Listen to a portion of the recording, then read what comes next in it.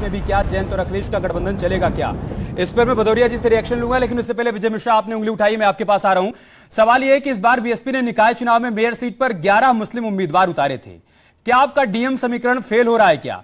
AIMIM की entry से, चंद्रशेखर आजाद की पार्टी की एंट्री से और समाजवादी पार्टी के करीब चले जाने से आपको लग रहा है कि 24 में आपका समीकरण बिगड़ जाएगा?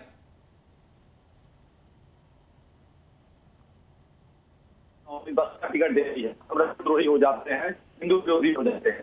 आज भाजपा ने मुसलमान को टिकट देके वो भाईचारे की दोहरी राजनीति क्यों? अगर आपके पास की बात करती है दोहरी राजनीति क्यों? अगर आपके पास मुसलमान है तो आप भाईचारे की बात करते हैं, अगर हमने मुसलमान को टिकट दिया हम राजद्रोही हो गए, हिंदू विरोधी हो गए। दूसरी बात, बहुजन समाज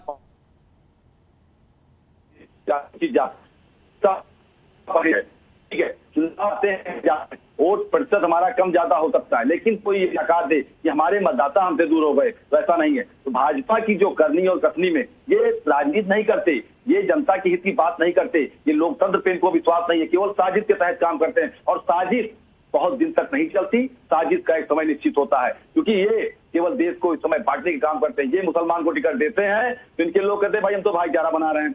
वहीं पे अगर हम लोग देखिए, आप बार बार आपके चैनल पे होता है हमने 17, 18, 12 मुस्लिम टिकट दे दिया। अरे भाई मुस्लिम टिकट दे दिया तो क्या किया जाए? मुसलमान को क्या बाहर कर दिया जाए? देश से बाहर निकाल दिया जाए मुसलमान को, दलित को देश से बाहर निकाल दिया जाए? आप सवाल समझे नहीं। भाजपा में जो आपने दे दिया, उससे किसी को दिक्कत परेशानी का है? भाई आपकी पार्टी का टिकट है, जिसको मन करे आप दीजिए, लेकिन जो सोच कर आपने दिया था कि मुसलमान आपको वोट करेगा वो हुआ नहीं, इस वजह से आपसे सवाल किया गया। हमाम भाई, ठीक है, नहीं मिला आपको वोट, नहीं मिला सर।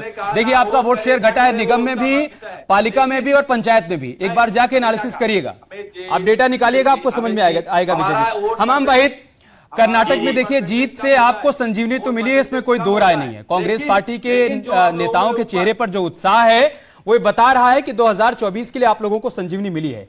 लेकिन उत्तर प्रदेश में क्या सबको लामबंद करने की कोशिश करेंगे क्या जयंत, अखिलेश, राहुल एक बार फिर से एक मंच पर साथ नजर आएंगे क्या? ऐसी कोई कवायद की जाएगी क्या कि ठीक है, अगर उत्तर प्रदेश में समाजवादी पार्टी सबसे ज्यादा मजबूत है तो उसकी अगुवाई में चुनाव लड़ा जाए, जिस बात के संकेत अखिलेश यादव ने दिए हैं? बिल्कुल, कांग्रेस पार्टी पहले दिन से सभी दलों को, समान विचारधारा वाले दलों को साथ लेकर चलने को तैयार है। और दूसरी बात, कर्नाटका का जो जनादेश है वो ये तय कर दिया है कि 2024 का जो चुनाव होगा वो जनहित के मुद्दों को लेकर चुनाव होगा।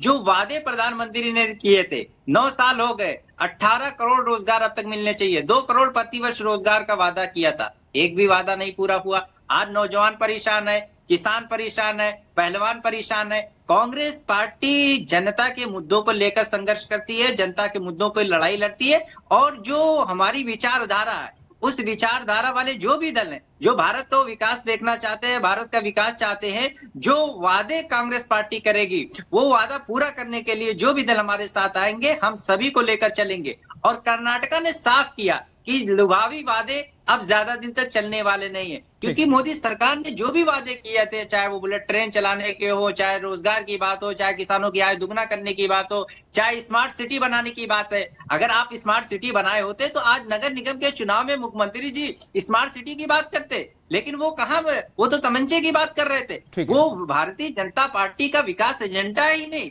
और आलोक जी जो अहंकार में बोलते हैं कि हमने 2017 जीता, हम 22 जीते, हम 19 जीते। महोदय, जनता ने आपको काम करने के लिए चुना था और आप महाराष्ट्र हार गए, आप मध्य प्रदेश हार गए, राजस्थान हार गए, छत्तीसगढ़ हार गए, उसकी चर्चा नहीं करेंगे। आपने महाराष्ट्र में, मध्य प्रदेश में तोड़ के सरकार बना ली, विधायकों को खरीद के, आप उसकी चर्चा नहीं करेंगे? कहां है? अगर थोड़ी सी चर्चा आप भी कर लीजिए, थोड़ी सी चर्चा आप भी निकाय चुनाव पर कर लीजिए कि क्यों यहाँ पर कांग्रेस पार्टी की हालत हो गई। क्योंकि कर्नाटका चुनाव लड़ने के दौरान आप ये भी भूल गए कि मिर्जापुर में और स्वार सीट पर उपचुनाव हो रहा है, वहां आपने प्रत्याशी उतारा ही नहीं।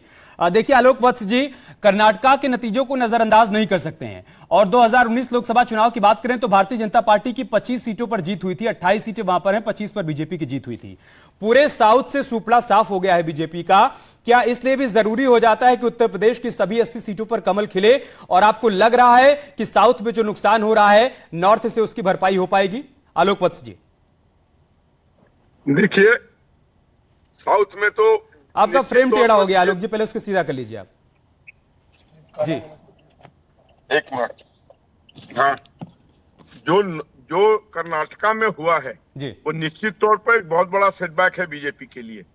लेकिन अभी हम बात कर रहे थे 2024 की और खासकर उत्तर प्रदेश की। तो उत्तर प्रदेश में अभी समाजवादी पार्टी को हम सुन रहे थे कि विकास की बात कर रहे थे, जनता के हित की बात रहे थे। तो जो इनका समाजवाद मैंने समझा है उसमें तो इनके परिवार के, जब भी ये पावर में रहे तो इनके परिवार के 33-34 लोग विभिन्न पदों पर काबिज रहे हैं। तो इनका समाजवाद तो परिवार तक ही सीमित हो जाता है। ठीक है, और उसके आलोक बाद जी इस पर रिस्पॉन्ड करिए कि आपका समाजवाद परिवार तक सीमित रह जाता है। इसके अलावा इस बात के भी संकेत दे दीजिए कि जयंत की चुप्पी के क्या मायने निकाले जाएं, या फिर 24 में अखिलेश यादव और जयंत चौधरी एक साथ लड़ेंगे। गिरिलाल की हसीन सपनी, वो अपना नहीं देखती है, उसको सत्ता जनता ने दी, उसकी चिंता नहीं है दूसरों के यहाँ क्या हो रहा है। ऐसे करके हाँ अरे कुछ हो रहा है, अरे इधर क्या हो रहा है, कुछ हो रहा है, माने दूसरों के यहाँ क्या हो रहा है नहीं हो रहा है इसकी चिंता उन्हें ज्यादा रहती है। अरे भैया झांकिए, गरीब के घर में रोटी बन रही है कि नहीं बन रही है, उसके घर में झांकिए, बच्चे की फीस दे पा रहा है कि नहीं दे पा रहा है। सही बात है, सभी को झांकना चाहिए। अगर चुनाव में हार होती है तो जनता पर ठीकरा फोड़ने के बजाय, ईवीएम पर ठीकरा फोड़ने के बजाय अपने भीतर भी झांक कर देखना चाहिए कि हमारी तैयारियों में कहीं कोई कमी तो नहीं रह गई, या फिर दूसरी पार्टी की अगर जीत हो रही है तो उस जीत में अगर जनता की भागीदारी है तो उसको भी सिरे से खारिज नहीं कर देना चाहिए।